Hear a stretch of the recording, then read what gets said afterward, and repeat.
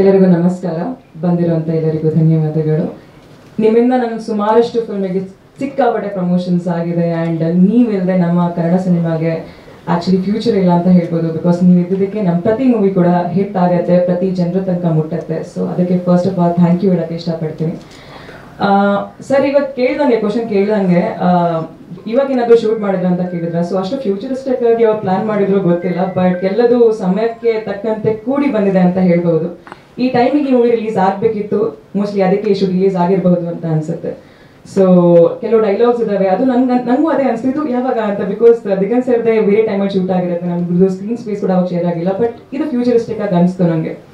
ಸಹಜವಾಗಿ ನನಗೆ ತಂಡ ಜೊತೆ ಆ್ಯಕ್ಟ್ ಮಾಡ್ತಿರ್ಬೇಕಿದ್ರೆ, ಇಲ್ಲ ನಂದು ಕೆಲಸ ಮಾಡ್ತಿರ್ಬೇಕಿದ್ರೆ ಅಲ್ಲಿ ನಂಗೆ ತುಂಬ ಖುಷಿಯಾಗಿದ್ದೇನು ಅಂದರೆ, ಒಂದು ಒಳ್ಳೆ ವಾತಾವರಣ, ತುಂಬ ಚೆನ್ನಾಗಿ ಟ್ರೀಟ್ ಮಾಡ್ತಿದ್ರು. ಆ್ಯಂಡ್ ಶೂಟ್ ಮಾಡ್ತಿರೋ ರೀತಿ ಕೂಡ ಕ್ರಿಸ್ಪ್ ಆಗಿ ತುಂಬ ಬೇಗ, ಅಂದರೆ ಸ್ವಲ್ಪ ಹೋಮ್ವರ್ಕ್ ಮಾಡಿಕೊಂಡು ಡೈಲಾಗ್ ಪ್ರಾಕ್ಟೀಸ್ ಮಾಡಿಕೊಂಡು ಅದಾದ್ಮೇಲೆ ನಾವು ಹೋಗಿ ಪರ್ಫಾರ್ಮ್ ಮಾಡ್ತಿದ್ದೆ. ಸ್ಪೆಷಲಿ ನನಗೆಲ್ಲರಿಗಿಂತ ಇಂಪಾರ್ಟೆಂಟ್ ಆಗಿ ನಾನು ಮೂವಿ ಒಪ್ಕೊಂಡಿದ್ದೇನು ಅಂದರೆ, ಫಸ್ಟ್ ಆಫ್ ಆಲ್ ಅಫ್ಕೋರ್ಸ್ ಕತೆ ತುಂಬ ಚೆನ್ನಾಗಿದೆ. ಆ್ಯಂಡ್ ನನಗೆ ಒಂದು ಚಿಕ್ಕ ವಯಸ್ಸಿನ ಒಂದು ಡ್ರೀಮ್ ಇತ್ತು, ದಿಗಂತ್ ಸರ್ ಜೊತೆ ಆ್ಯಕ್ಟ್ ಮಾಡಬೇಕು ಅಂತ. So it is a fan moment ನನಗೆ. ಸ್ಪೆಷಲಿ ಒಂದು ಸಾಂಗ್ ಶೂಟ್ ಮಾಡಬೇಕಿದ್ರೆ ಸುಮಾರಷ್ಟು ಜಾಗದಲ್ಲಿ ನಾನು ಕೇಳಿದ್ದಾರೆ ನನ್ನ ಆ್ಯಕ್ಚುಲಿ ಚೈಲ್ಡ್ಹುಡ್ ಕ್ರಶ್ ಯಾರಾಗಿದ್ರು ಅಂದರೆ, ಇದೆಲ್ಲ ಕೇಳಿದಾಗ ಸಿನಿಮಾ ಜಗತ್ತಲ್ಲಿ ಆ್ಯಕ್ಚುಲಿ ದಿಗಂತರ್ ಆಗಿದ್ರು. ಅವ್ರಿಗೆ ನಾನು ಹೇಳಿದ್ದೀನಿ ಕೂಡ ಒಂದು ಸಾಂಗಲ್ಲಿ ಅಲ್ವಾ ಶೂಟ್ ಮಾಡ್ತಿರ್ಬೇಕಿದ್ರೆ. ಸೊ ಅವಾಗಲೇ ನಾನು ಹೇಳಿದ್ದೆ, sir it's like a dream come true for me, ನಿಮ್ ಜೊತೆ ಡ್ಯಾನ್ಸ್ ಮಾಡ್ತಿರೋದು, ಆ ಸಾಂಗ್ ರೊಮ್ಯಾನ್ಸ್ ಮಾಡ್ತಿರ್ಬೇಕು.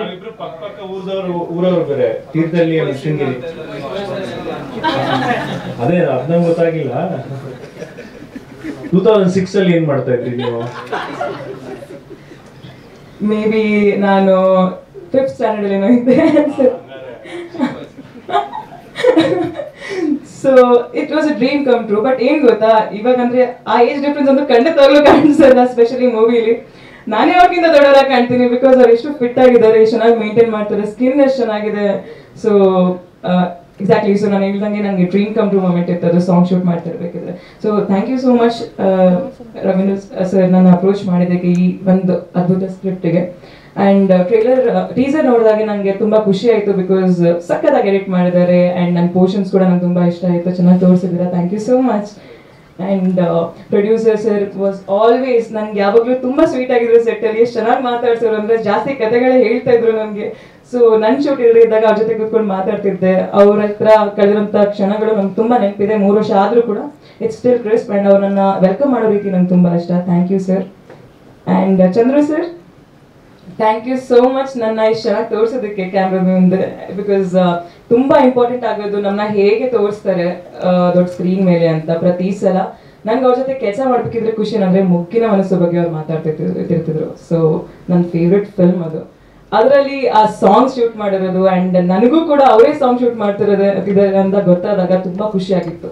ಸೊ ಸುಮಾರಷ್ಟು ಕನಸುಗಳು ನಂದು ನನಸಾಯಿತು ಈ ಸಿನಿಮಾದಿಂದ. ಸಪೋರ್ಟ್ ಮಾಡಿ, ಚೆನ್ನಾಗಿದೆ ಸಿನಿಮಾ, ಥಿಯೇಟ್ರಿಗೆ ಬಂದು ನೋಡಿ ಅಂತ ಕೇಳ್ಕೊಳ್ತೀನಿ. Thank you.